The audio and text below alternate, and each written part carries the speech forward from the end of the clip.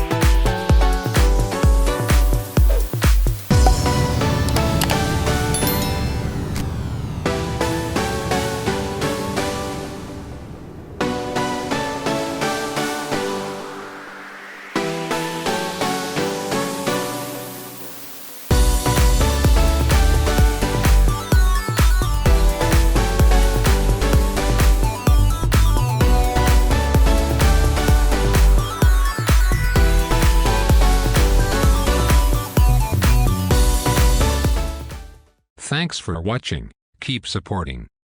Don't forget to subscribe to my YouTube channel, and press the all notifications button to get more new videos. Thank you so much.